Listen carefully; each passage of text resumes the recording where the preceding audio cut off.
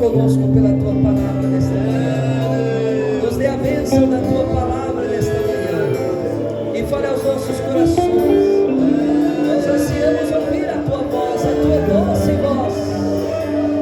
A tua voz sara as feridas da alma. A tua voz alegra o coração angustiado. A tua voz enche a nossa alma de prazer. Fala conosco, Senhor, nesta manhã para a tua glória. Em nome de Jesus. Amém e amém. Podeis tomar assento, meus irmãos, em nome de Jesus. Vocês podem dar uma linda salva de palmas para Jesus nessa manhã?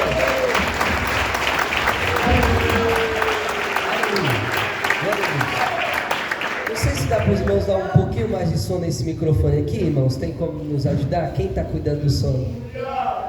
Só um pouquinho que a voz já foi embora. Eita, que benção, obrigado.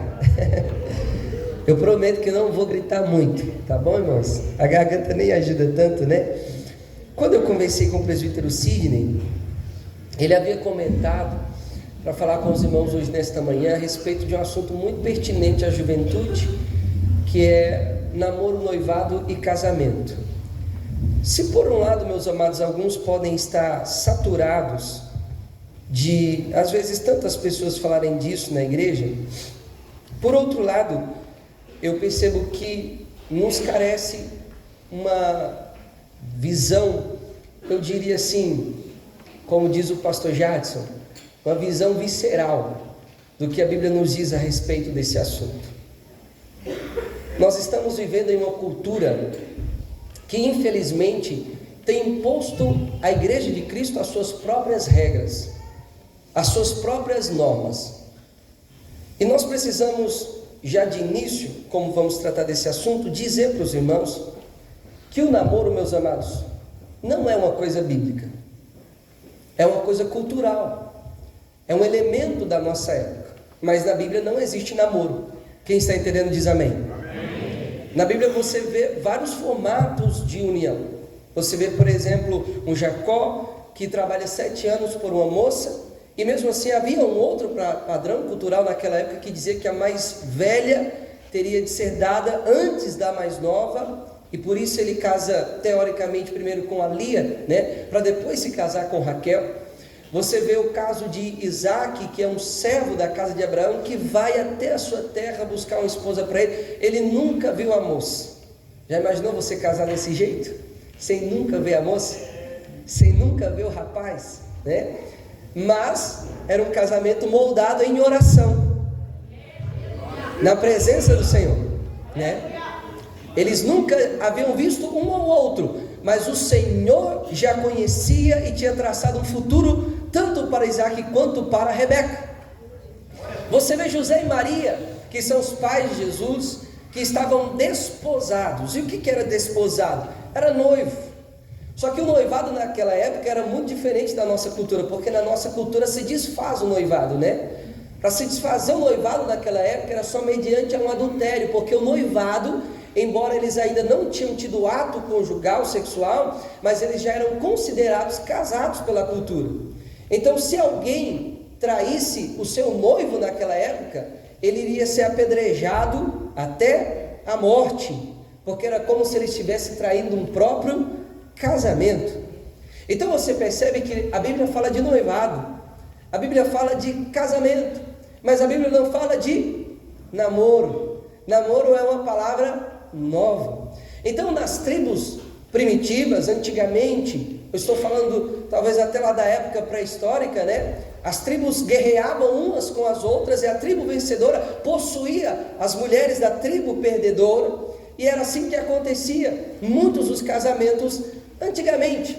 Mas não havia esse formato contemporâneo da qual nós temos hoje. É só lá pela era da Idade Média, né, que os casais começam a fazer as famosas serenatas de amor. Quem aqui já fez serenata de amor? Tem alguém aqui das antigas que já fez isso? Poemas de amor. Quem aqui já escreveu cartinhas? Deixa eu ver. Vários irmãos, né? Então, os poemas de amor e as serenatas surgiram a partir da Idade Média. Mas isso também não existia até então. O que existia na Idade Média era o cortejo. e era extremamente vergonhoso que um rapaz fosse encontrado falando sozinho com uma moça no período da Idade Média. Olha que coisa impressionante. Não existia namoro.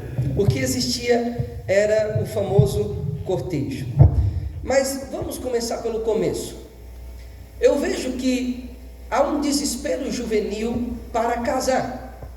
Um desespero que, se você está com 15 anos e ainda não casou, você está ficando para titio ou para titia.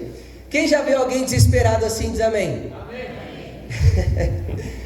Eu vejo alguns status de jovens e até adolescentes que você diz assim: meu Deus, para que tanta exposição do coração dessa maneira? Você vê que a pessoa está desesperada para casar. Eu cansei de ver em status de jovens aquela foto do, acho que é Mr. Bean que chama, né? Ele olhando assim no relógio, depois ele sentado numa cadeira, depois ele deitado, ou então a foto de uma caveirinha dizendo: eu esperando o meu futuro esposo. Ou a minha futura esposa. Aí você vai ver, a pessoa tem 15 anos, tem 19 anos, 20 anos, né? E está nesse desespero. Eu confesso para os irmãos, eu casei novo, eu casei com 21 anos, mas se eu tivesse a cabeça que eu tenho hoje, eu casaria com uns 30, né? Não porque eu me arrependi do meu casamento, não é isso, mas é porque havia certos processos que precisavam de mais maturidade, e eu bati muito a cabeça e eu penso: meu Deus, como eu podia ter esperado mais para maturar esse ponto, esse, aquele ou aquele outro, né? Eu acredito que muitos irmãos que estão casados aqui há mais tempo, talvez tenha esse pensamento também de que poderia ter esperado um pouco mais, não pelo arrependimento de ter casado, não pelo arrependimento de ter casado com a pessoa que você casou, mas de talvez de perceber que você mesmo não estava tão pronto para casar como você pensava que estava pronto para casar. Então deixa eu lhe dizer algo: estar solteiro é um momento a ser aproveitado com muita qualidade. Abra sua Bíblia comigo na primeira carta de Paulo aos Coríntios, meus irmãos, no capítulo de número 7. O versículo é o versículo de número 32, e Paulo diz: e bem quisera eu que estivesseis sem cuidado.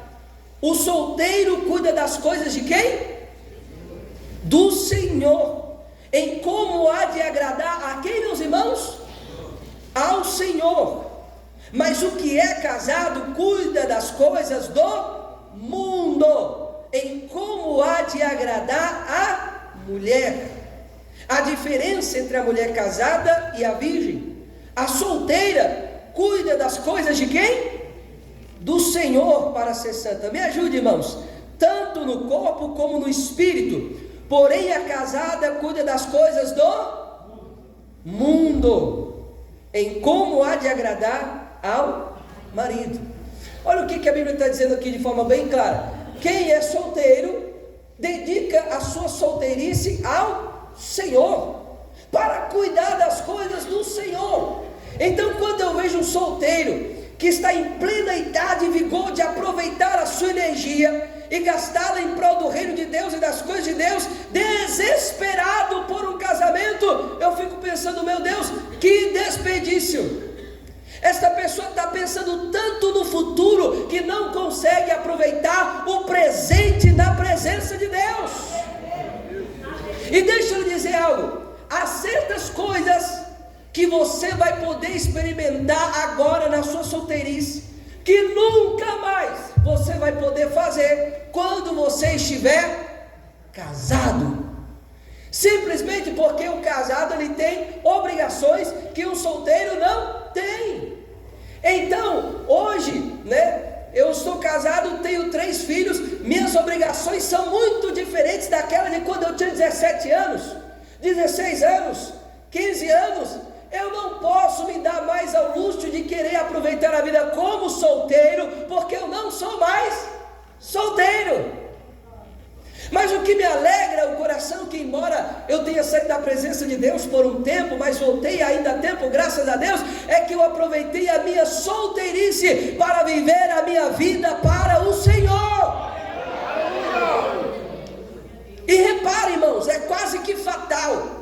Todo jovem desesperadamente para casar, que está na sua solteirice, e aproveita mais o seu tempo para ficar preocupado com o casamento do que viver uma vida para Deus. Quando casa, ele tem um casamento estragado, porque ele está tão ávido para casar que ele nem consegue esperar em Deus.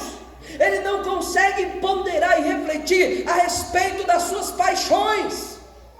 Como eu li uma certa vez que há 3 tipos de solteiro na igreja, né? Aqueles que estão esperando com paciência no Senhor, aqueles que dizem: apressa-te, Senhor, em me socorrer, estão no Salmo 70. E aqueles que estão lá em João: que vem a mim de maneira nenhuma eu lançarei fora. E o primeiro problema que aparece pela frente, a pessoa abraça como se não houvesse outra opção, como se não houvesse mais alguém. É esse ou é mais nenhum outro? É essa ou é mais nenhuma outra? Aproveita o presente que Deus tem te dado da sua solteirice e dedica a sua vida para servir ao Senhor. Eu estava com 17 anos e meio. Eu estudava, eu trabalhava, eu tinha feito Enem, eu tinha passado para fazer matemática, porque eu tinha tentado engenharia, não consegui para matemática. Eu falei: lá na frente eu mudo o percurso e passo para engenharia. Era o meu sonho, irmã Silvana, ser um engenheiro. Aí eu estava no meio daquele processo e Deus falou comigo bem assim: isso aqui é uma experiência pessoal, tá, irmãos? Isso aqui não é a escritura, tá? Então não vai pegar o que eu estou dizendo aqui e fazer, porque foi uma experiência pessoal, né? Mas eu estava com 17 anos e meio e o Senhor falou bem assim comigo: eu quero que você larga tudo. Eu quero que você largue o seu trabalho, eu quero que você largue os seus estudos, eu quero que você vai fazer a minha obra. Eu falei bem assim: isso só pode ser coisa de doido, porque Deus não manda ninguém parar de estudar e trabalhar. Não seria óbvio? Qualquer pessoa com uma mente racional pensaria dessa maneira. Só que dia após dia eu ia para o trabalho e aquele desejo queimando na minha alma. Eu ia para o curso à noite, aquele desejo queimando no meu coração. Até que um dia eu cheguei num culto e o irmão pregando disse assim: há uma pessoa aqui entre nós que já tem tempo que Deus está mandando você fazer algo e você não está fazendo. E Deus mandou você entrar de vez de cabeça nesse negócio. Falei: só pode ser Deus agora, né? Porque Deus estava falando e eu estava racionalizando. Só que quando Deus falou daquela maneira comigo, de forma muito direta, eu já não racionalizei mais. Eu tinha plena convicção de que Deus estava falando comigo. O problema depois foi explicar a minha mãe, explicar a meu pai, que morava em outra cidade e bancava parte dos meus estudos. Meu pai não entendeu, porque ele não era crente, não é crente até hoje, né? A minha mãe foi mais fácil, meu padrasto também. Mas bem, a questão é que eu pensei: tá, eu não estou estudando mais agora, não estou trabalhando mais agora, o que eu vou fazer? E me veio uma ideia na cabeça: por que você não pega a chave da igreja? Por que você não abre e fecha a igreja? Por que você não limpa a igreja? Por que você não pega panfletos e vai distribuir para as pessoas? Por que você não vai visitar os irmãozinhos mais velhos e passar tempo com eles e ouvir os conselhos deles e orar com eles? E eu falei: essa ideia só pode vir de Deus. Peguei a chave da igreja, comecei a abrir a igreja, limpar a igreja, fechar a igreja, pegava os panfletos e evangelizar sozinho. Aqueles irmãozinhos cabeça branca, eu ficava 2, 3 horas ouvindo eles contar histórias, ouvindo eles contar conselhos, ouvindo eles orarem por mim, eu orar juntamente com eles. E como a minha alma foi abençoada nesse processo. Eu fico bobo que tem jovem que só anda com jovem. Tem jovem que não para sentar perto de um ancião para ouvir as maravilhas que Deus fez na vida deles, para ouvir os testemunhos que eles têm para contar, para inspirar a minha e a tua alma. É por isso que muitas vezes nós temos uma geração prepotente que não respeita a história antiga, que não respeita quem veio antes, que não respeita quem veio, né, arrancando o toco, abrindo o caminho, para que hoje nós tivéssemos a liberdade de adorar a Deus em uma manhã maravilhosa como essa.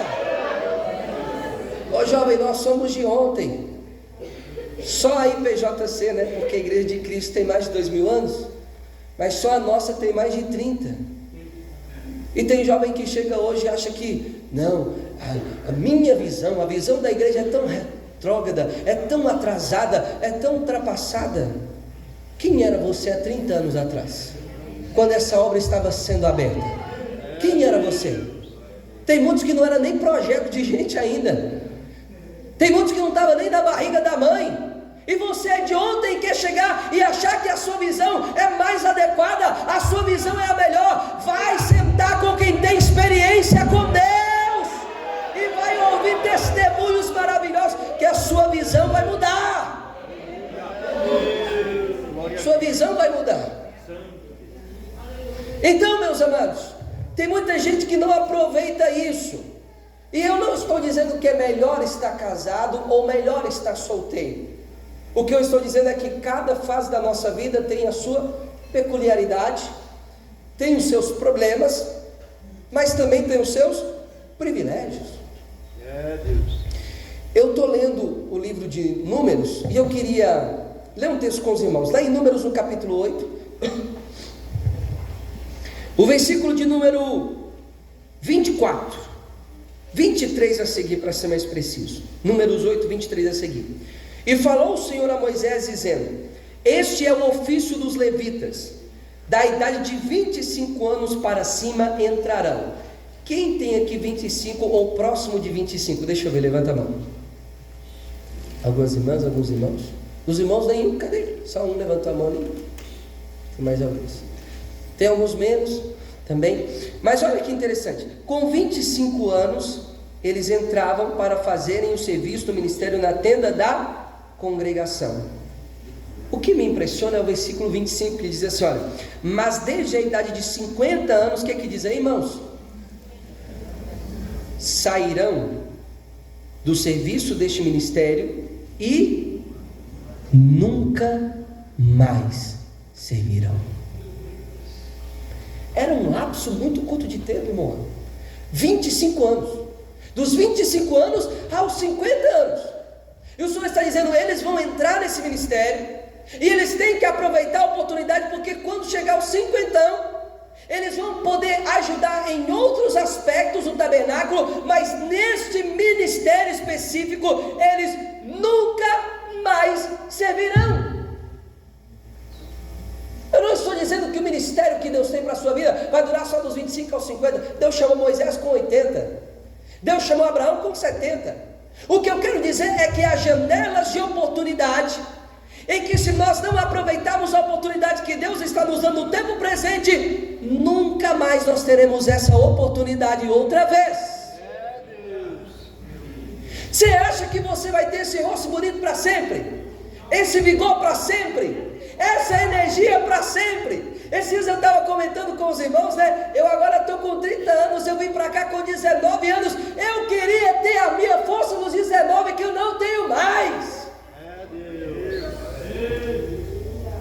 Aí você pensa: eu nunca vou ficar fraco, eu nunca vou ficar velho, eu nunca vou perder o meu vigor. Vai! Você vai ficar fraco, você vai ficar velho, você vai perder o seu vigor, você vai perder a sua beleza. Então aproveite enquanto você tem força e dedique a sua força ao Senhor. Dedique a sua força a Deus.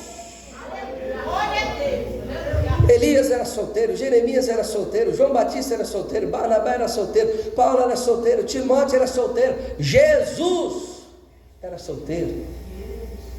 Qual é o problema em ser solteiro, irmão? Não tem nenhum problema. Você tem mais tempo livre, então dedique ao Senhor. Para um solteiro passar um dia inteiro desse aqui na igreja, irmão, é nada, é tranquilo. Eu fico bobo como tem gente que não aproveita uma oportunidade dessa. Então aproveite a oportunidade. Agora, se estar solteiro é um tempo a ser aproveitado, permanecer solteiro é um dom de Deus. Amém? Abra sua Bíblia comigo agora em Mateus, no capítulo 19. Nem todos conseguem permanecer solteiro. Então há uma diferença em estar solteiro por um período de tempo e uma diferença em permanecer solteiro. Mateus capítulo 19, versículo 12. Eu vou ler do 11. Ele, porém, lhes disse: nem todos podem receber esta palavra, mas só aqueles a quem foi concedido, porque há eunucos que assim nasceram do ventre da mãe. O que Jesus está querendo dizer? Há pessoas que ficarão impossibilitadas de casar desde o ventre da sua mãe, porque ele não vai ter talvez uma capacidade física para um casamento. Quem está entendendo diz amém. E há eunucos que foram castrados pelos homens. Então naquela época os reis eles tinham um harém com muitas mulheres, e os eunucos cuidavam das mulheres dos reis, mas esses homens eram castrados, porque eles iriam cuidar das mulheres dos reis. Eles eram pegos à força, castrados pelos homens. E há eunucos que se castraram a si mesmos por causa do reino dos céus. É aquela pessoa que faz um voto com Deus e fala assim: eu não vou casar, eu vou dedicar toda a minha vida ao Senhor. Isso é um dom de celibato, porque se a pessoa não tem um dom de Deus, irmão, ele não consegue fazer isso. Isso aqui não é uma escolha pessoal, isso aqui é um dom de Deus. Tanto é que Jesus está dizendo assim: quem pode receber isto, receba. Porque se Deus não te dá as capacidades físicas e emocionais para você suportar viver toda a vida solteiro para dedicar ao Senhor, você não irá suportar. Então isso é a quem Deus concede. Então estar casado é um dom de Deus. Permanecer solteiro para o resto da vida, ou seja, seguir o celibato, é também um dom de Deus. Um dom de Deus. Então nós precisamos compreender isso. Agora, para aqueles que não têm esse dom, o que fazer? Vai chegar um momento de gostar de alguém, enamorar alguém, firmar um compromisso com alguém, e aqui nós devemos lançar as bases.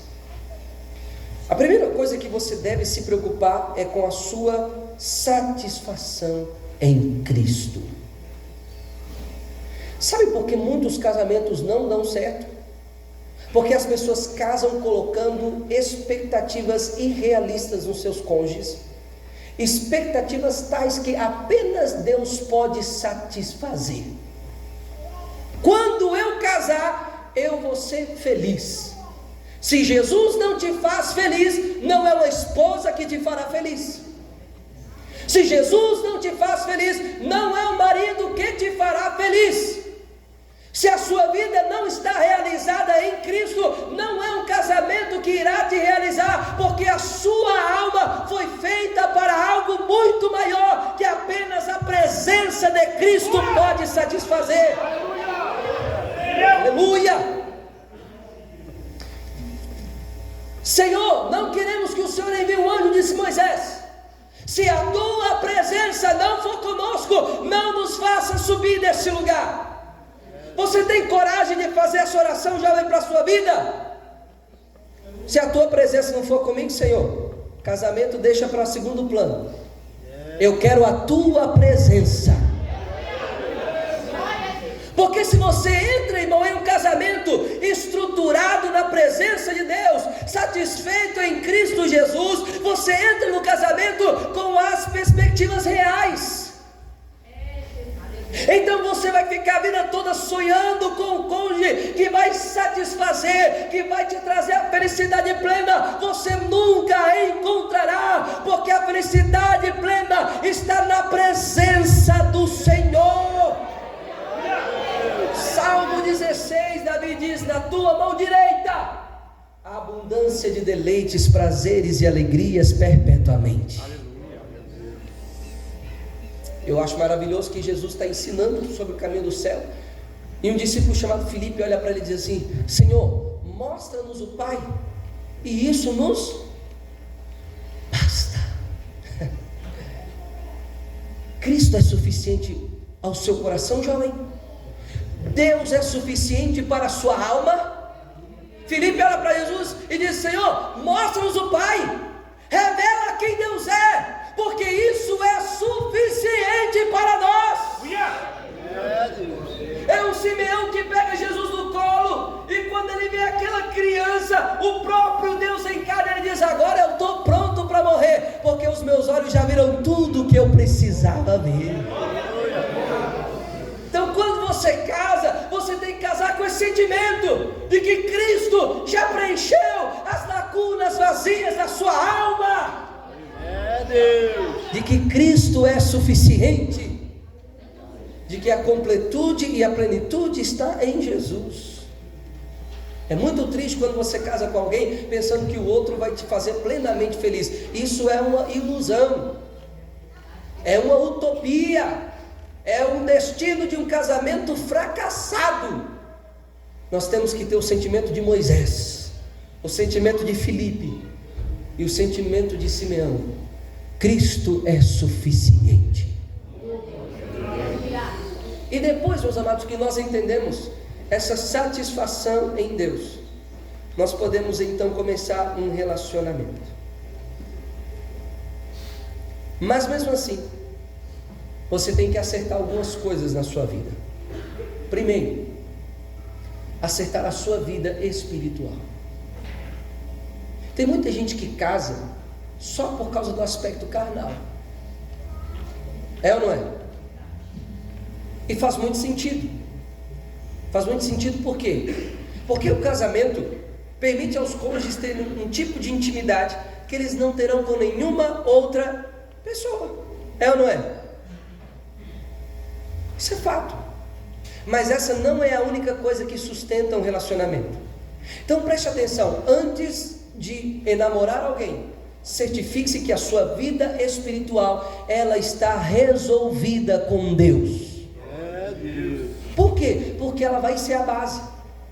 E vamos voltar lá para a Escritura. Abra a sua Bíblia comigo, por gentileza, em 1 Coríntios capítulo 14, versículo 34. E eu queria que um jovem lesse para nós.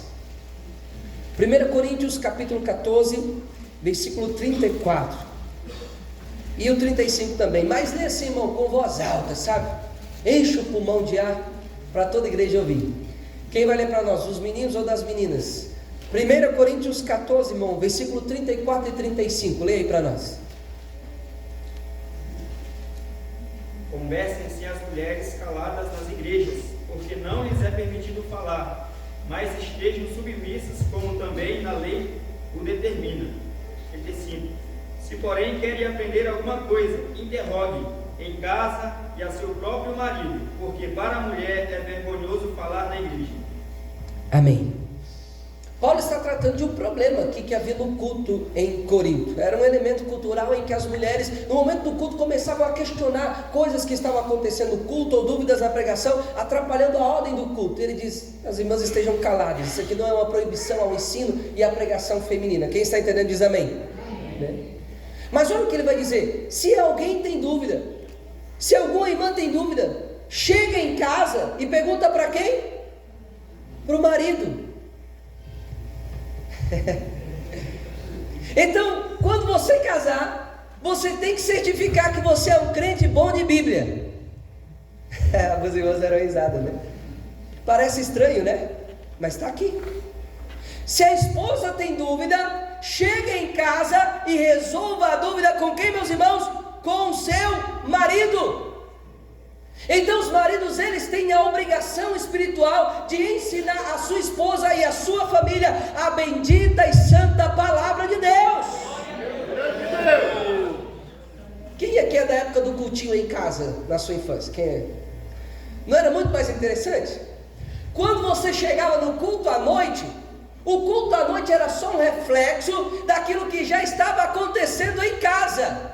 Quando você lê sobre o movimento puritano, e mais especificamente sobre um pastor chamado Richard Baxter, a história vai contar que houve um grande avivamento na época de Baxter, porque ele enfatizava o culto doméstico, e os membros da sua igreja que não faziam culto doméstico iam para o banco, iam para a disciplina, porque ele entendia que as famílias fortes construíam igrejas fortes. Porque muitas vezes os nossos filhos chegam na igreja tão distraídos, e o culto não tem importância para eles, porque muitas vezes nós não cultivamos o espírito do culto dentro de casa. Não é cultinho não, irmãos. A gente fala cultinho, né, como uma forma de falar, mas é adoração a Deus que os nossos filhos estão aprendendo na presença do Senhor. E isso é incumbência, rapazes, de vocês, de nós. Então, eu fico imaginando que assim, o jovem quer casar, mas nunca leu a Bíblia. Quer casar, mas não frequenta a EBM. Quer casar, mas se você pede para ele abrir em Gênesis, ele abre em Apocalipse. Então, não sou eu quem estou dizendo, é a Bíblia quem está dizendo que quando a sua esposa tiver uma dúvida, ela vai recorrer a você. Então você deve estar biblicamente preparado para sustentar um relacionamento. E sabe por que, meus irmãos, os casamentos geralmente não dão certo? Porque nós ignoramos isso. Nós achamos que outras coisas são mais importantes e estamos ignorando o básico. E porque estamos ignorando o básico, Deus tem reprovado muitas uniões. É tempo de nós voltarmos para a palavra. A palavra. Além, meus amados, disso, o casamento deve estar fundamentado em oração. Abra sua Bíblia comigo em Gênesis 24. Quem está entendendo diz amém. Amém. Gênesis 24, versículo 62. Ora, Isaque vinha de onde se vem do poço de Belarrói, porque habitava na terra do sul. Isaque saíra a fazer o que, jovens? Quem está com a Bíblia aí diz amém? Então me ajuda. Isaque saía a orar no campo à tarde, e levantou os seus olhos e olhou, e eis que os camelos vinham. Rebeca também levantou os seus olhos e viu a Isaque, e desceu do camelo, e disse ao servo: quem é aquele homem que vem pelo campo ao nosso encontro? E o servo disse: este é meu senhor. Então tomou ela o véu e cobriu-se. Olha o respeito, irmãos. Aleluia. Eu posso falar? Posso, irmãos? Mas hoje a gente vive numa época de assanhamento tão terrível, e eu espero que não tenha isso aqui entre nós, em que as moças nem esperam mais os rapazes chegarem. É uma coisa absurda. O preceito bíblico é: deixará o homem. Eu sei que tem uns rapazes que é meio devagar, né? Que eles não são pacientes, não, eles são lerdos mesmo. E aí a moça tem que, né, dar um jeitinho assim: estou aqui, meu filho, né? Mas isso deve ser feito com cuidado. Ela se cobre, e o servo conta a Isaque todas as coisas que fizera. Isaque trouxe-a para a tenda da sua mãe Sara, e tomou a Rebeca e foi-lhe por mulher, e amou-a, e assim Isaque foi consolado depois da morte de sua mãe. O que eu acho bonito aqui? Isaque não conhecia Rebeca, Rebeca não conhecia Isaque, mas Isaque conhecia ao Senhor. E ele está dizendo: se eu vou começar um casamento, eu vou começar esse casamento debaixo de oração. Eu estava ouvindo um pastor contando um testemunho de que uma moça conheceu um rapaz pela internet e falou: pastor, eu gostei dele, ele é tão bonitinho, eu quero casar com ele e tal, e aquela coisa, né? É dessas igrejas mais liberais, só para você entender o contexto. Ele olhou para ela e falou assim: minha filha, chega lá, não abraça ele, não beija ele, não faça nada disso, chama ele para orar e ler a Bíblia, e você vai ver se as intenções dele são verdadeiras. Aí chegou lá, a moça foi fazer o que o pastor mandou e não deu muito certo. Ela caiu no conto do vigário. Passou 6 meses, o coração dela estava quebrado e ferido, porque aquele rapaz só queria se aproveitar da beleza física dela e nada mais, né? E ele até lamenta e diz assim, como se alguém seguisse o conselho de pastor, né? Mas o que acontece? No primeiro encontro, ela, depois comentando com aquele pastor, disse assim: ele não quis orar, ele não quis ler a Bíblia. Meu Deus, ficou pensando: como é que você vai namorar com uma pessoa que não quer orar, que não quer ler a Bíblia? Agora presta atenção: se o casamento começa em oração, ele é sustentado em oração. Gênesis no capítulo 25 e no versículo 20: E era Isaac da idade de 40 anos. Você que está com 15 anos desesperado para casar, Isaac casou com 40. Quem vai esperar até lá diz amém. Eu queria saber quem foi que deu esse amém. Quando ele tomou por mulher a Rebeca, filha de Betuel, arameu de Padã Arã, irmã de Labão, arameu. E o versículo 21 diz: Isaac orou insistentemente ao Senhor, por quê, irmãos?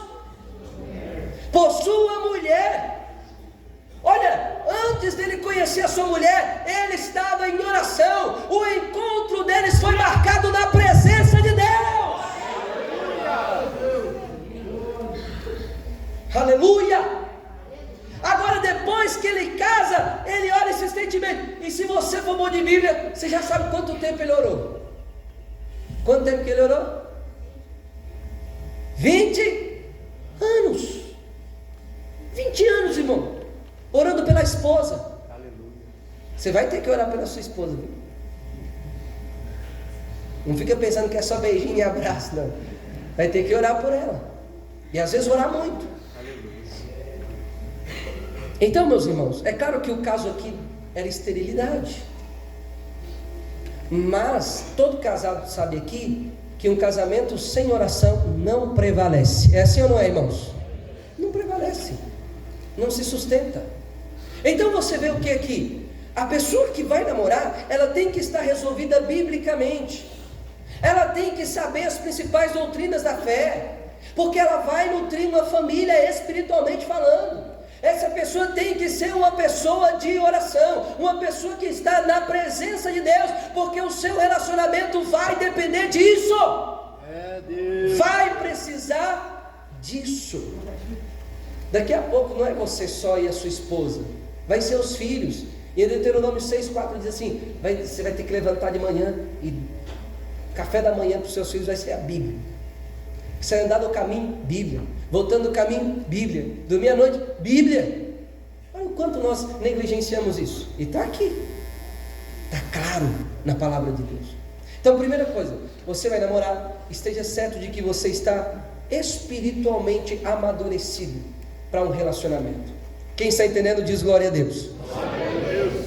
Certifique-se também de que você está emocionalmente preparado para um relacionamento. É engraçado que às vezes o pastor chama a atenção da pessoa, a pessoa nunca mais volta na igreja, mas quer casar. Qualquer repreensão destrói o seu coração, esfarela o seu coração. Não pode ouvir uma palavra dura, uma palavra de disciplina que já se derrete, mas quer casar. Uma pessoa emocionalmente despreparada. Deixa eu dizer, irmãos, jovens, entenda uma coisa: casamento é difícil. Você está casando com uma pessoa que é a imagem e semelhança de Deus, mas tal qual você é uma imagem deturbada, adulterada e vandalizada, manchada pelo pecado. Casamento não é apenas uma união de duas mentes diferentes, de costumes diferentes, mas de dois pecadores que necessitam de arrependimento. Você vai encarar dificuldades, vai ter momentos que você vai ter que suportar calado, e você vai pensar e dizer: mas eu sou o homem dessa casa. Mas você vai ter que ouvir calado, porque senão seu casamento vai de água abaixo. Vai ter momentos que a esposa vai dizer assim: nem meu pai. Pois é, mas vai ter que aguentar, se você quiser sustentar um relacionamento. Então você tem que estar emocionalmente preparado. Quem está entendendo diz amém. Tem que estar, irmão. É prova, é luta. Em 1 Coríntios 7, Paulo diz que casais enfrentam tribulação. E não somente isso, você tem que lidar com muitas outras questões. Sua esposa ficar doente, o que você vai fazer?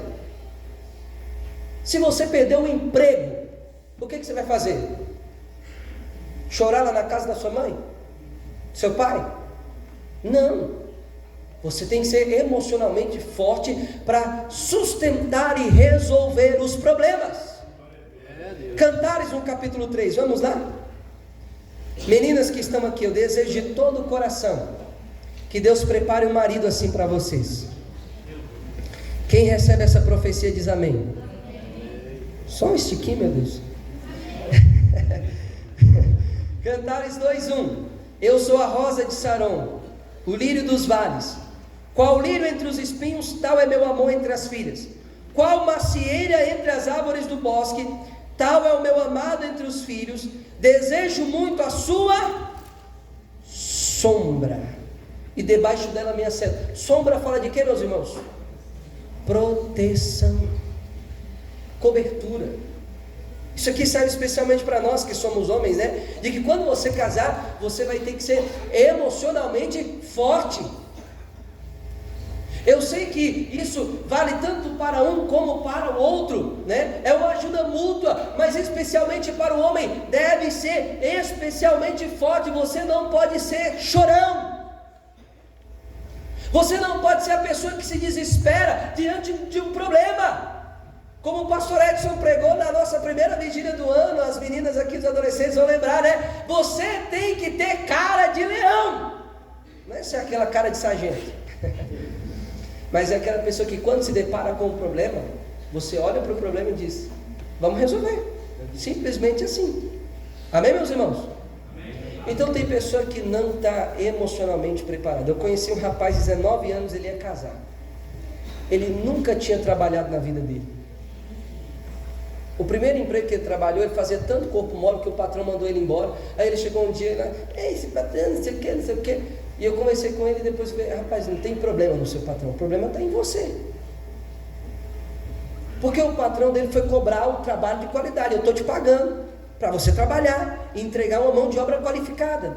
Mas ele era um chorão, porque nunca trabalhou a vida toda, então não suportava o patrão cobrar ele, e emocionalmente fraco, abandonou o trabalho. Irmãos, pessoas que vão casar precisam certificar que você está emocionalmente maduro. Aliás, você precisa também estar emocionalmente curado. Aleluia. Principalmente se você vem de outros relacionamentos. Porque o que acontece? Quando você entra em um relacionamento que não é aquilo que Deus tem para você, e depois passa por outro, e depois por mais outro, e depois por mais outro, até chegar no seu casamento, você está levando um pedaço de cada pessoa com quem você se relacionou, e aquelas pessoas levaram um pedaço de você também. Então você está trazendo uma bagagem, mas você está vindo fatiado. Você não está inteiro mais. Você não está íntegro mais. Você não está completo mais. Um pouco de si se foi, e um pouco dos outros foi trazido a você. Quem está entendendo diz glória a Deus. Glória a Deus. E tem muita gente que passou por relacionamentos que foram traumáticos, de pessoas que brincaram com os seus sentimentos, ou que você brincou com os sentimentos de outras pessoas. Ou talvez você é uma pessoa que tem problemas, que tem hábitos pecaminosos, escravizadores, e precisa resolver isso antes de entrar no relacionamento. Eu vou ser bem franco, mas há dias atrás eu estava conversando com o irmão, e ele com alguns problemas com pornografia, ele disse assim: eu quero casar, que depois que eu casar eu resolvo esse problema. Diz: você não vai resolver esse problema, você tem que resolver agora. E quando você casar, você já tem que estar limpo, tem que estar puro. Então a pessoa pensa assim: o casamento vai resolver os meus problemas. Não. Se você casar sem resolver esses problemas, eles vão potencializar no casamento. Eles vão se tornar piores no casamento. É assim ou não é, irmãos? É assim ou não é, irmãos? Quem é casado aqui? Quando a pessoa te trata de um jeito no casamento, no namoro, no casamento, é pior. Ou melhor, não sei, depende do jeito que trata, né? Mas as coisas se intensificam. Porque quando você está namorando, você é igual aquele gatinho bonitinho, sabe? Você fica ali arrumadinho, engomadinho. Depois que você casa, você...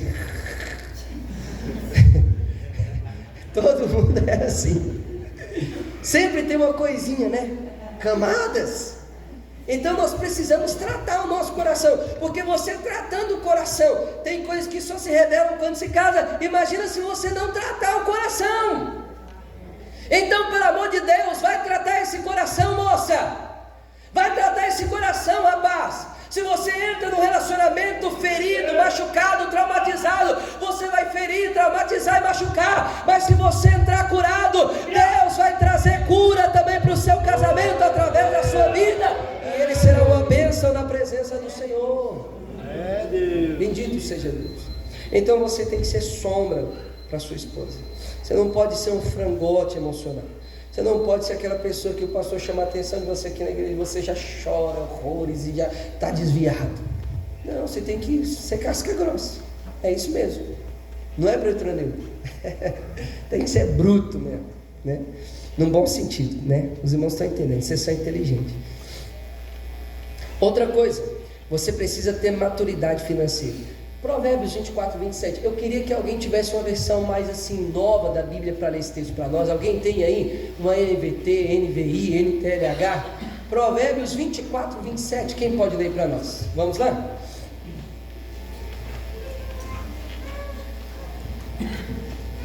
Provérbios 24, 27. Pode ler. Vai lá.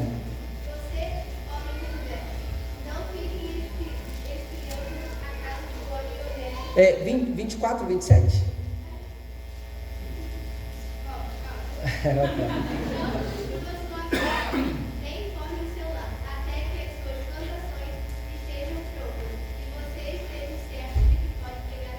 Opa! Aí o rapaz termina o culto lá na sede, para ir no Carlão comer um lanche, ele tem que pedir a mãe dele. Quem está entendendo também? Está certo ou está errado? Depende da sua idade. O que eu quero dizer é que se você não pode sustentar financeiramente um relacionamento, você não pode se relacionar. Simples assim. Quem está entendendo diz amém? Amém. Aí não trabalha, não tem renda, não tem condição de sustentar uma família, porque você tem que pensar assim, ó. Se você vai comprar uma casa, tem que pagar a casa. Se você não for comprar a casa, tem que pagar aluguel. Aí tem a feira do mês. Essa pergunta é só para os jovens, tá, irmãos? Os casados, por favor, não respondam. Quanto que está o quilo de arroz? Do mais barato? Ó, Lívia. Quanto, Lívia? 30? É. Se for um São João, por aí, tá uns 30 mesmo, né? Só uma que respondeu, só para os irmãos terem ideia. Tá vendo? Então, a pessoa tem que ter noção do quanto que é um aluguel. Ah, eu vou viver de amor. Com você eu moro até debaixo da ponte. Mora. Vai entrando por esse caminho. Mora nada, irmão. Mora nada, né? Eu não estou dizendo que o casal não possa enfrentar lutas juntos. Isso é natural. Vai enfrentar lutas, vai. Mas o que a Bíblia está dizendo é: se você vai casar, vai namorar, certifique-se de que você está pronto financeiramente para sustentar uma família. Ou que você é cabra macho para trabalhar. Eu lembrei agora do testemunho do presbítero Gideone, né? Como é que foi? Conta aqui rapidinho, presbítero Gideone. Vem cá. Aquele que o senhor falou lá que... Como é que é? O senhor estava desempregado na época, né? Conta aqui, vem cá rapidinho. Vocês têm que ouvir essa história. Ele não vai contar a história toda, mas só esse trechinho. Conta aí para os irmãos. Em nome de Jesus. Paz do Senhor, irmãos. Eu casei com 28 anos de idade. 27, né, amor? 27 anos. Estou com 28 agora. Quando eu fui para Mato Grosso para conversar com meu sogro, eu cheguei lá e eu tinha carteira assinada, eu tinha profissão, tudo. Não era, como é que se diz, um vagabundo, não. Mas eu estava na ocasião desempregado. Eu cuidava da igreja e eu não podia trabalhar por causa da igreja na oportunidade. Eu estava no interior, na minha profissão, o meu horário me atrapalhava a cuidar da igreja. Então eu optei em ficar 2 anos desempregado, cuidando da igreja. E aí conheci a minha esposa aqui em Curitiba, tudo, e falei para ela: eu vou ir, não vou ir para conversar não, eu vou já para resolver a situação. E quando eu cheguei lá, o meu sogro me enrolou na sexta, no sábado, no domingo. No domingo eu tinha que ir embora, na segunda cedo, eu fui no domingo, na hora de ir para o culto, falei: rapaz, nós temos que conversar. Ele falou: fica tranquilo, nós vamos conversar. Fui para o culto, na hora que voltou de noite, ele me chamou lá no sítio, me levou lá para o meio do mato. Minha esposa depois contou que ela ficou lá de trás ouvindo e conversando tudo. Ele falou assim: pois é, você quer casar? Eu falei: quero casar, eu vim aqui é para isso mesmo. Ele falou: que bom. Mas você trabalha de quê?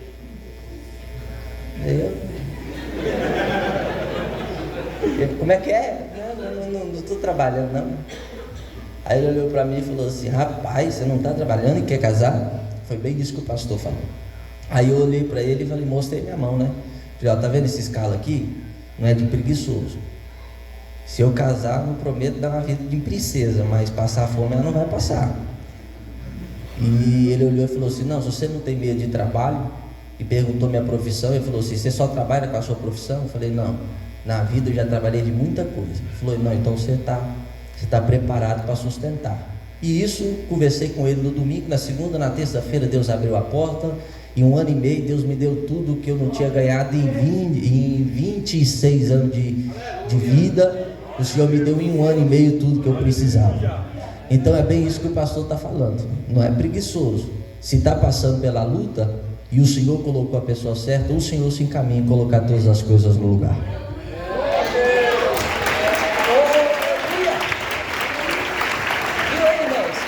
A circunstância vem, né? A luta vem, o desemprego pode vir. A questão é, não carrego massa não carrego lata de cimento nas costas, não. Eu só trabalho se for no escritório com ar-condicionado. Né? Não casa não, moça. Eu estava conversando com o diácono Pedro. Quem aqui conhece o diácono Pedro, esposo da irmã Alcione? Alguns irmãos aqui conhecem, né? Ele estava falando que na época dele era assim, ele era jovem, né? E alguns amigos dele iam para as festas, né? No fim de semana. E ele estava indo trabalhar, né?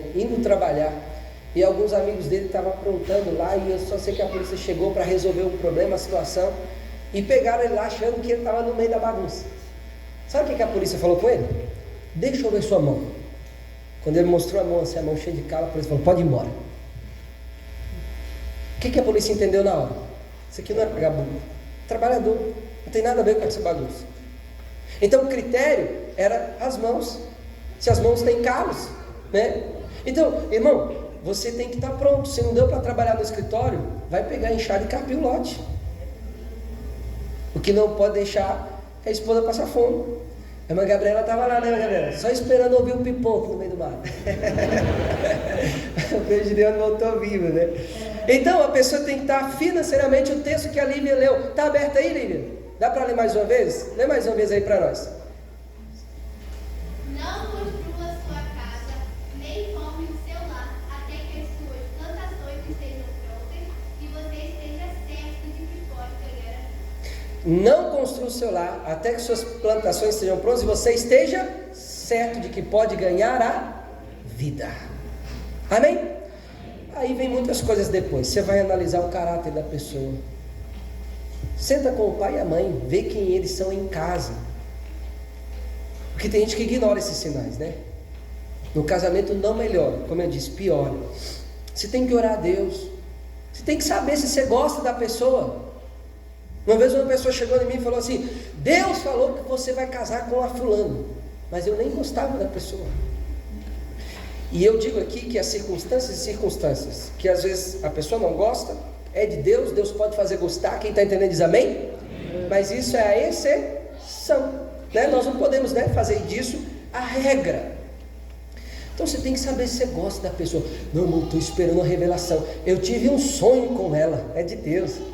É claro, se você gosta dela, é claro que você vai sonhar com ela. Não, eu pedi a confirmação de Deus. Qual foi a confirmação de Deus? Eu falei: Senhor, se for de Deus, hoje à noite no culto, o pastor que pregar vai abrir a Bíblia e ler. Essa é a confirmação.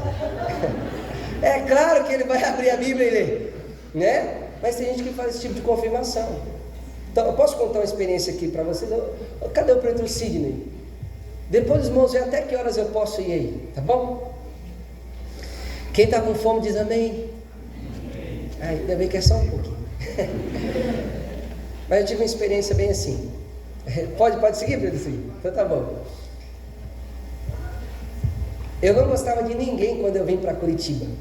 Eu estava com meu coração completamente decidido a dedicar a minha vida apenas ao Senhor. Eu vim para a escola de obreiro e falei: Senhor, eu quero te servir, não quero saber de namorar com ninguém. Então eu sempre brinco com os jovens, né, que vêm me perguntar assim. Falo bem assim: nenhuma das moças pode falar que eu dei em cima de ninguém, namorei com alguém, gostei de ninguém, porque eu não gostava de ninguém. Eu só queria buscar a Deus. Só que daí um dia chegou um pastor de fora e ele falou assim: rapaz, eu via você com a fulana, rapaz. Você estava de mão dada com ela e você estava fazendo a obra de Deus. Eu falei: meu Deus, será que é de Deus esse negócio? Guardei aquilo no coração. A irmã Silvana lembra da Kombi dos obreiros, irmã Silvana? Nós estávamos na Kombi dos obreiros, 12 obreiros, tudo apertado dentro da Kombi, indo lá para Pinhais. E nós passamos na frente da casa da moça. E um dos irmãos que estava comigo falou assim: rapaz, não é que eu tive um sonho contigo? Eu falei assim: que sonho? Eu sonhei que você estava entrando com a fulana dentro da igreja de mão dada, rapaz, e vocês estavam casando. E curiosamente, era a mesma moça que aquele pastor tinha falado. Eu falei: só pode ser de Deus esse negócio. Eu nem estava pensando em casar, mas agora eu vou começar a pensar em casar. Passou uns dias, uma irmã chega para mim: rapaz, tive uma visão com você. Te vi noivo com a fulana. E era a mesma fulana.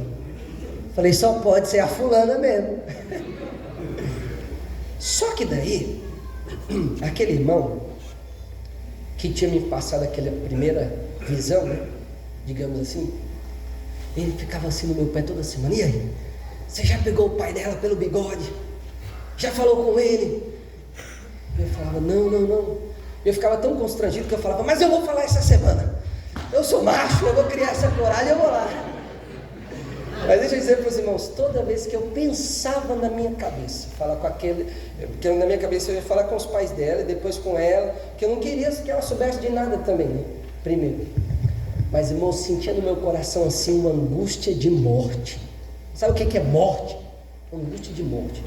Deus não deixou eu falar com o pai daquela moça, nem com aquela moça. Eu falei: meu Deus, eu não estou entendendo nada.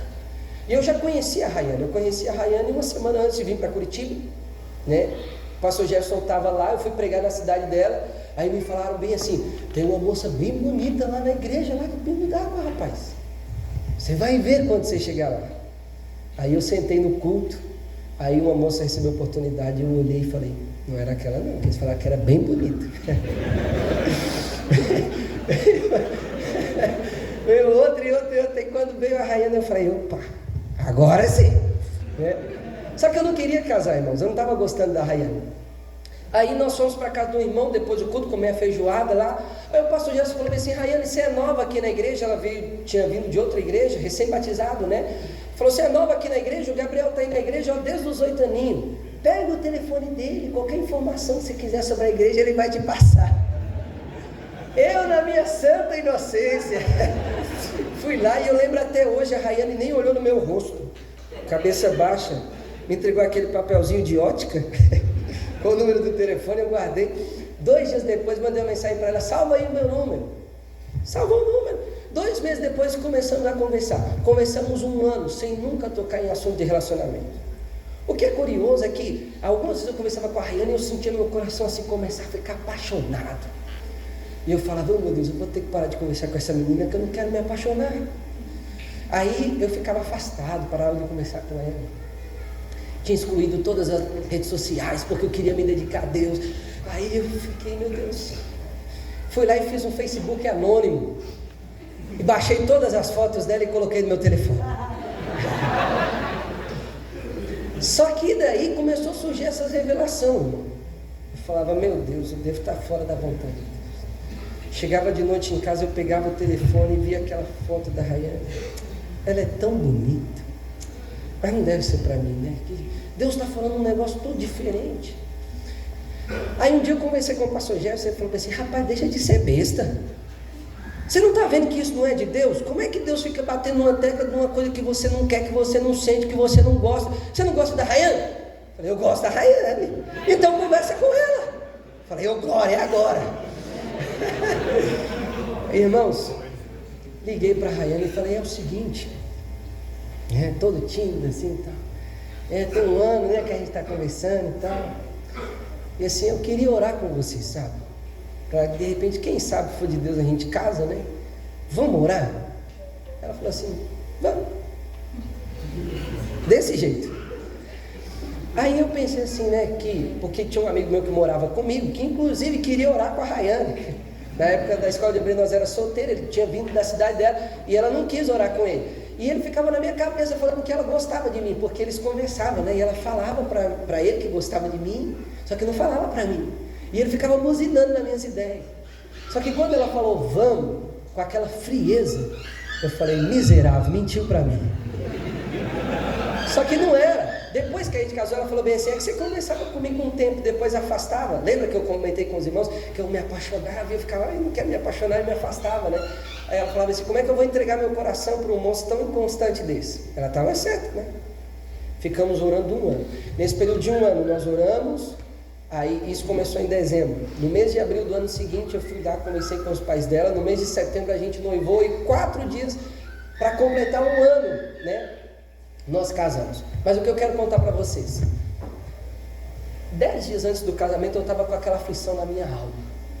E a revelação daquele pastor, e o sonho daquele presbítero, e a visão daquela irmã.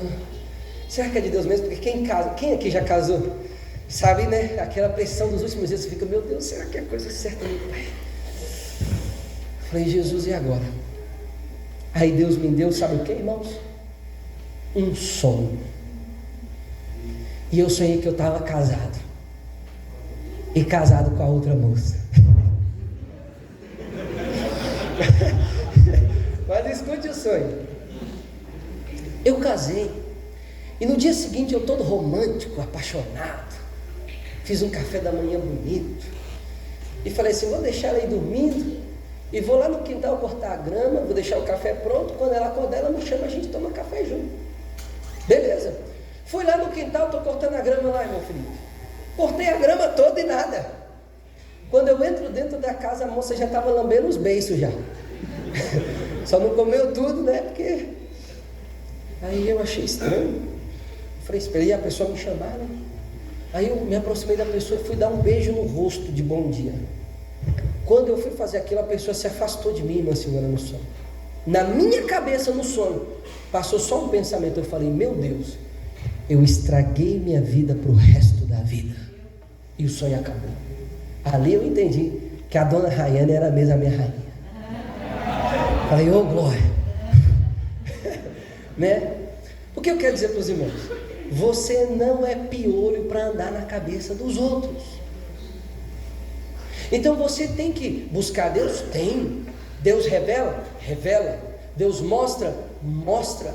Mas Deus nunca faz isso sozinho. Deus dá outros apontamentos, Deus dá outras direções. É uma combinação multifatorial, não é uma coisa só. Aconteceu tantas coisas no trajeto. Quem aqui já passou por aquela fase do terceirão, que você faz aquela blusa dos formandos, né? Aí geralmente os seus colegas escolhem uma arte para a camisa que você que é crente nem concorda, né? E eu me lembro que uma das fotos que eu tinha da Rayane era da escola e ela estava com a blusa do terceirão e a blusa, irmão, era do Bob Esponja.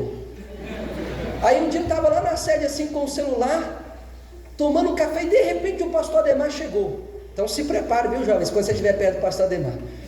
Eu estava assim olhando o telefone, do nada o pastor Ademar chegou assim, me dá esse celular aqui, rapaz. Entrou na galeria do telefone e falou, mostra aqui para mim a sua namorada. E ficou lá vendo as fotos, eu falei, ô Jesus. Aí de repente ele achou uma foto da Rayane lá, a blusa do Bob Esponja na foto. Eu falei, meu Deus. Aí o pastor, vai orar, vai orar. Vai orar. Então, o que eu estou dizendo para os irmãos? É uma combinação multifatorial. Você tem que pensar, você tem que analisar o caráter, você tem que analisar o comportamento, você tem que analisar a espiritualidade, você tem que analisar a maturidade, você tem que ouvir o que os seus pais têm a dizer, cabeça de prego. Porque tem gente que não escuta o que os pais têm a dizer, o que os pastores têm a dizer, o que a liderança tem a dizer. Eu digo, meus irmãos, se muitos jovens ouvissem os conselhos dos pais e dos pastores, depois eles não precisariam voltar para pedir oração por restauração conjugal. Quem está entendendo diz amém. Eu preciso encerrar, mas eu vou encerrar falando uma coisa que pouca gente vai gostar, mas não tem problema de você ficar com raiva de mim. Depois, quando você casar, você me agradece. Você precisa entender uma coisa: namoro não é casamento. Amém?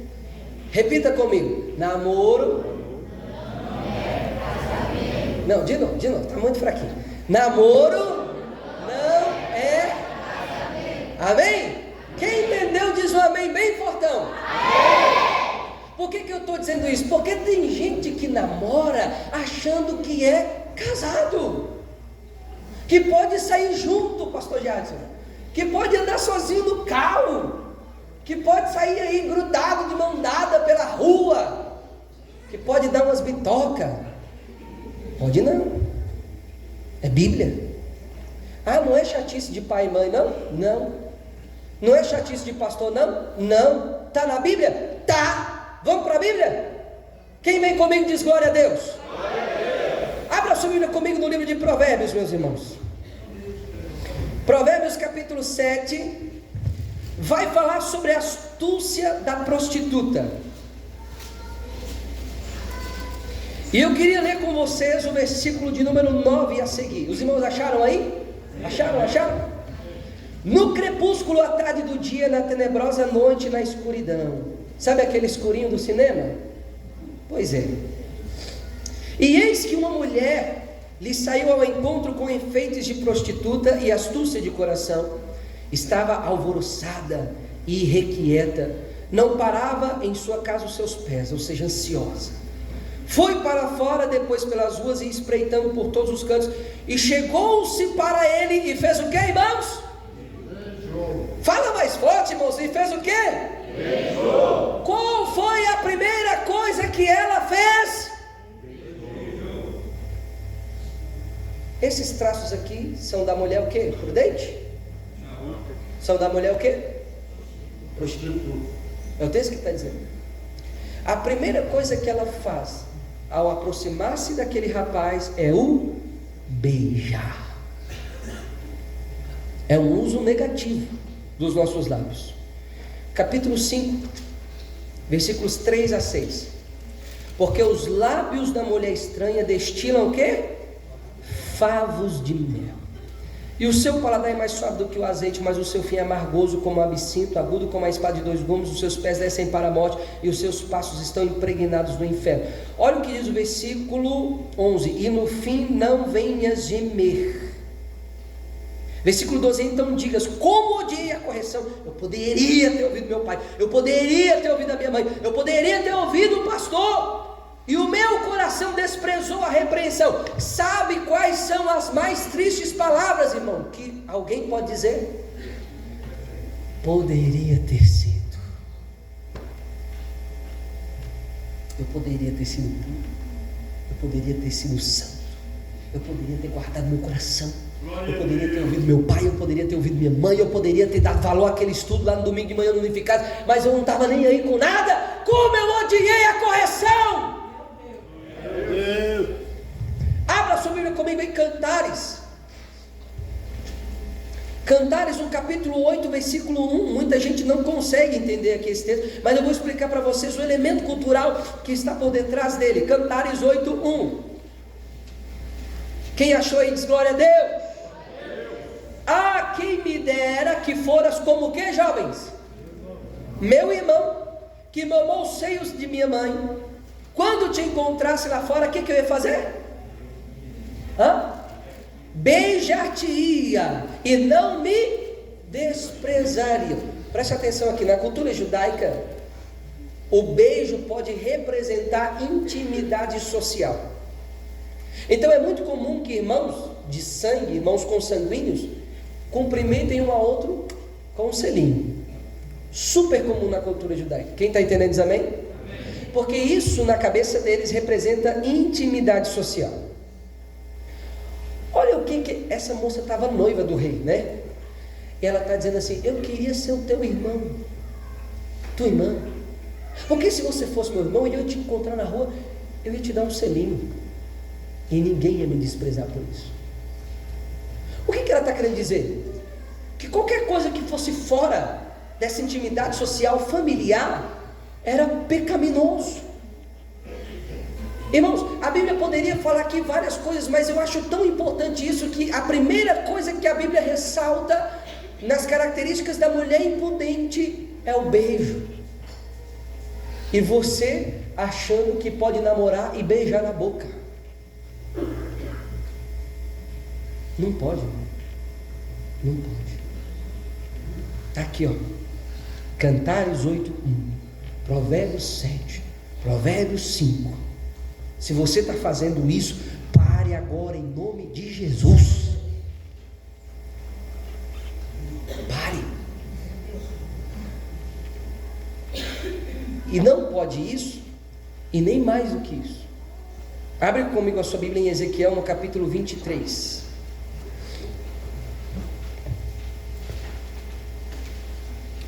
Esse texto aqui é pesado, meus irmãos, mas eu preciso ler com vocês. Porque tem jovens que não tem nenhuma descrição no namoro, né? Além do beijo, tem aquela famosa mão boba. Quem já ouviu falar da mão boba? A mãozinha boba, né? Pois é. Ezequiel 23, verso 1. Quem encontrou diz glória a Deus? Veio mais a minha palavra do Senhor dizendo: filho do homem, houve duas mulheres, filhas de uma mesma mãe. Esta se prostituíram no Egito, prostituíram-se na sua. Agora, qual é a característica dessa prostituição? Olha o que diz a Bíblia: ali foram apertados os seus seios, e ali foram apalpados os seios da sua virgindade. Aqui não está falando de consumação sexual, né? Aqui está falando de mão boba, como alguns jovens chamam. E Deus está chamando de prostituição. Então, às vezes a gente lê a Bíblia, irmãos, e a gente ignora isso aqui. Mas está aqui. Beijar na boca se você está namorando, se você é noivo, isso é até um elemento cultural, né? Como que eram os casamentos antigamente? Os casais se casavam e diziam assim: pode beijar a noiva. Por que pode beijar a noiva? Porque antes não podia.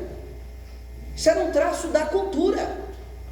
Beijar alguém que você não se casou com essa pessoa é vergonhoso, porque você está beijando o esposo ou a esposa de outra pessoa, porque no futuro vai casar com alguém. Você não merece essa pessoa, ela não te pertence.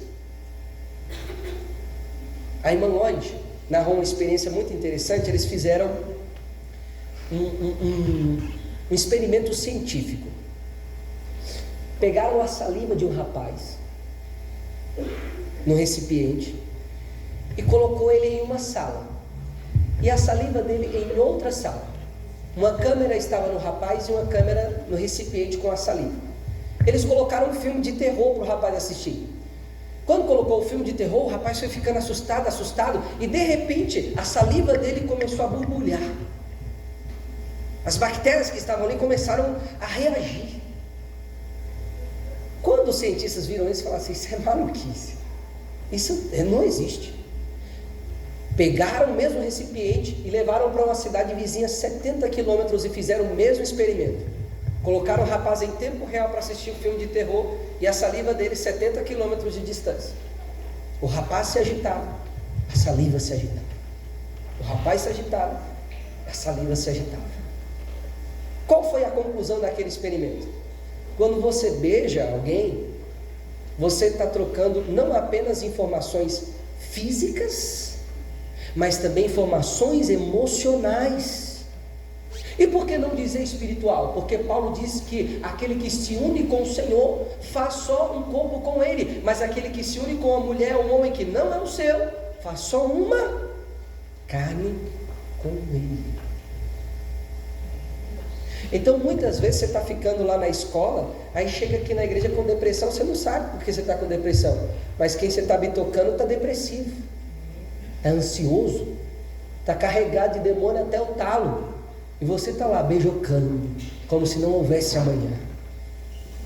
Meus irmãos, eu estou falando algo de que nem é bíblico aqui, é a ciência que está dizendo. Então você está transferindo para você todas aquelas informações, sem se dar conta disso. É por isso que eu digo que quando você fica com alguém jovem, sem nenhum compromisso, você leva um pouco de si, e a pessoa leva também um pouco de você. Mas quando é que isso começa? Então entenda comigo aqui. A fornicação, ela tem os seus estágios. Abra a sua Bíblia comigo e eu já vou encerrar aqui nesse ponto com os irmãos, lendo mais 3 textos da Bíblia com vocês. Mateus, no capítulo de número 15, versículo 19 diz: porque do coração procedem os maus pensamentos, mortes, adultérios, fornicação, furtos, falsos testemunhos e blasfêmias. De onde sai a fornicação, jovem? Do coração. Então começa aqui no coração. Então preste atenção. Talvez você está namorando e você diz assim: eu nunca beijei a minha namorada, eu nunca escorreguei a minha mão boba, eu sou um puro santo. Não sei como está o seu coração, porque o pecado começa lá. Talvez ele não foi consumado, talvez ele não foi materializado, mas ele está aí já germinando dentro do seu coração. O apóstolo Paulo, em 2 Coríntios 11:2, ele disse para a igreja: eu quero apresentar a vocês a Cristo como uma virgem pura. Por que ele acrescenta o adjetivo puro depois de virgem? Porque virgem não é a mesma coisa que puro. Talvez você é virgem, mas não é puro. Talvez o seu coração está cheio de impureza, talvez os seus olhos estão cheios de malícia, e o sangue de Cristo quer te purificar aqui nesta manhã. Bendito seja o nome do Senhor. Então começa no coração. Depois do coração, vamos lá para Mateus 5 agora. Escorrega para os olhos. Olha o que diz Mateus 5, 28. Eu, porém, vos digo que qualquer que atentar numa mulher para cobiçar, já em seu coração cometeu adultério com ela. O rapaz pode olhar para a moça? Pode. A moça pode olhar para o rapaz? Pode. Só não pode olhar com cobiça, desejo sexual. Então talvez você nunca fez nada com a sua namorada, mas só de olhar para ela, Deus está falando assim: você já fornicou já. Para Deus já fornicou, só não materializou o ato, mas já está em pecado de fornicação. Quem está entendendo diz amém. Amém. Então primeiro está no coração, depois vem, meus amados, para os olhos, e depois o ato se consuma. Olha aqui, principalmente rapazes, viu? Rapazes que ficam com aquelas conversas intermináveis a respeito das meninas da escola, a respeito das meninas da igreja. Olha o que Paulo diz para nós em Efésios, no capítulo 5, versículos 3 e 4. Mas a fornicação, o que é fornicação, irmãos? Sexo entre pessoas que não se casaram.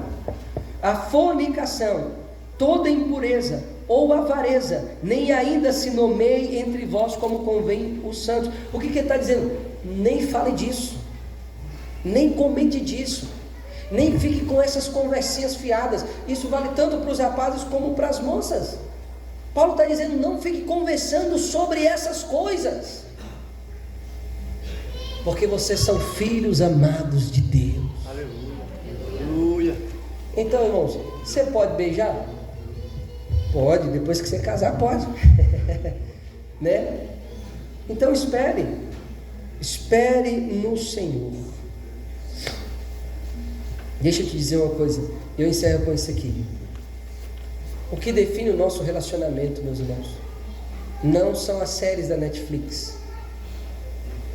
Amém? Amém. Agora só para as meninas que eu vou falar isso aqui.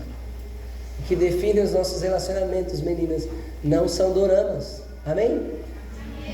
Amém. Amém. Né? Não são.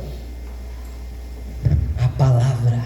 Aleluia. A palavra é o que define.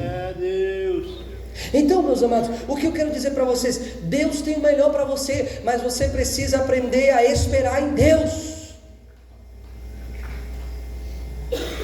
E com essa palavra eu queria que você se colocasse de pé para nós orarmos nesta hora. Deus Santo.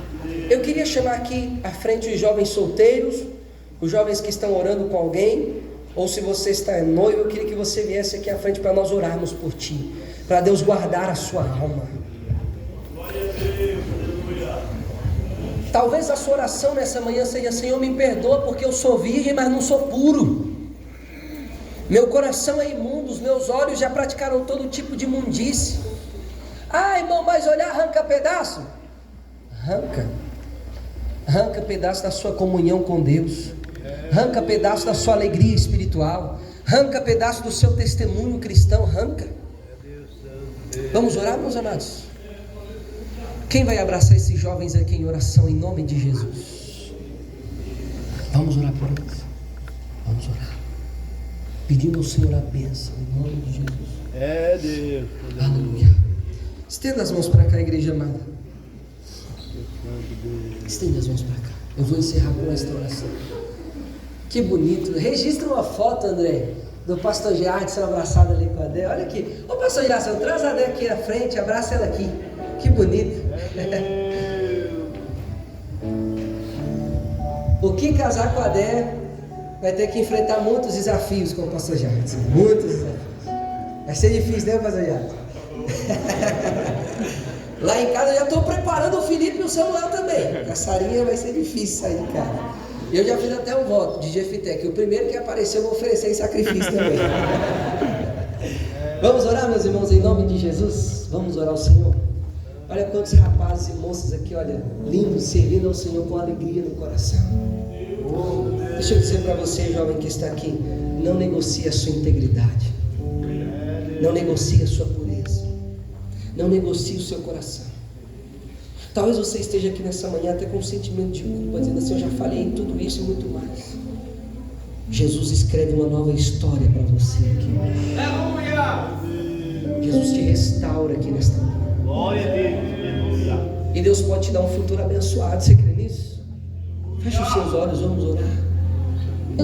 Senhor, nosso Deus e nosso Pai, nós estamos na Tua presença com essa juventude amada. Amada, Senhor, juventude amada. Nós amamos esses jovens, a igreja ama esses jovens. Aleluia, os seus pais os amam também. E mais do que tudo isso, o Senhor os ama. Senhor, guarde-os do mal em nome de Jesus.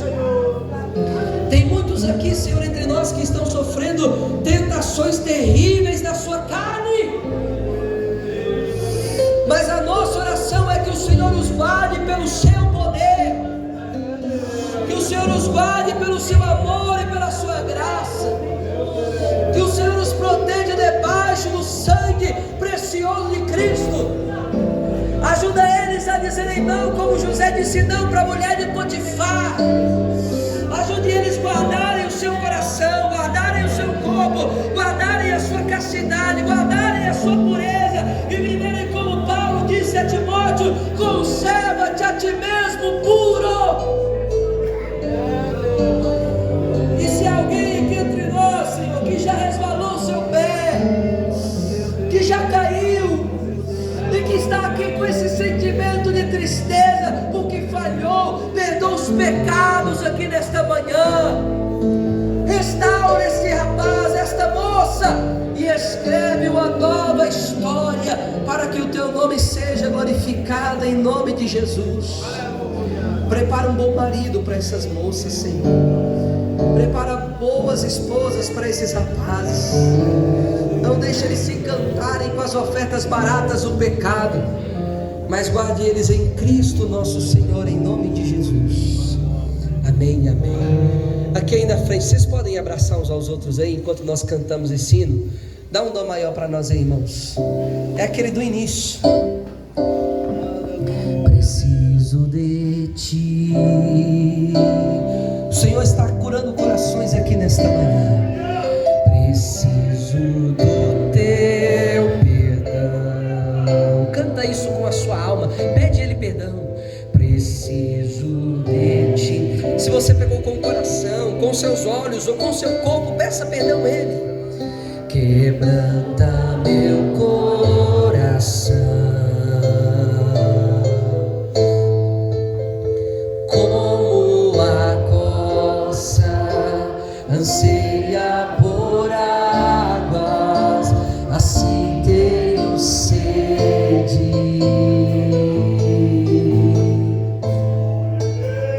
Como terra seca, assim é minha alma, preciso de ti.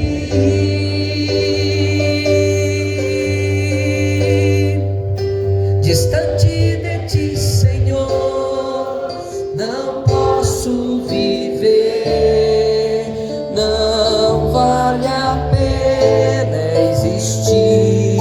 Escuta o meu clamor, peça a Ele, aleluia. Escuta o meu clamor, mas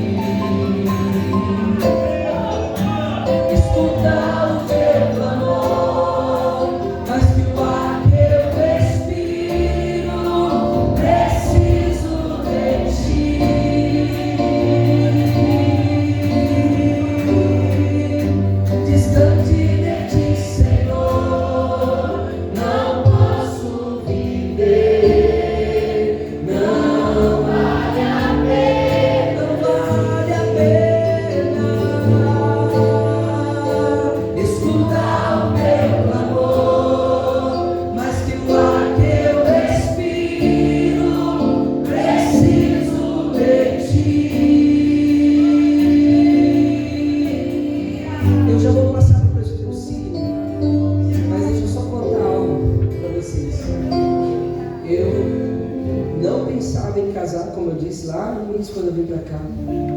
E todos os dias eu oro, Senhor, abençoe a minha esposa. Senhor, abençoe os meus filhos. E um dia uma irmã chegou para mim assim, Mirella, né? Mirella. Ela falou assim, que futuro é esse que você tanto ora? E eu falei assim, nem eu sei. Eu só sei que eu estou orando para Deus abençoar meu filho. E eu senti de fazer isso com vocês aqui agora. Vocês, meninos, pela fé, vão orar pela sua futura esposa. Amém? Amém. E vocês vão orar pelos seus futuros maridos. Feche os seus olhos em nome de Jesus, Senhor. Abençoa o futuro desses jovens. Abençoa o futuro deles. Não deixe eles errarem. Não deixe eles escolherem errado. Não deixe eles caírem, Senhor. Aleluia, no laço do passarinheiro. Mas que o Senhor venha dar entendimento a eles a respeito da tua vontade. Abençoe a futura esposa desse rapaz que está aqui orando. O futuro marido dessa moça que está aqui orando. Porque o Senhor tem bênçãos grandiosas, assim como os céus são mais altos do que a terra. Os teus pensamentos são mais altos do que os nossos. Os teus caminhos são melhores do que os nossos. E nós pedimos a tua bênção, Pai, sobre a vida de cada um aqui nesta manhã, para que o teu nome seja glorificado. Em nome de Cristo Jesus. Amém e amém. Quem recebe a palavra diz glória a Deus. Glória a Deus. Pode voltar para os seus assentos, nós vamos receber o presbítero nessa manhã, amém? Distante de ti, Senhor, não posso viver.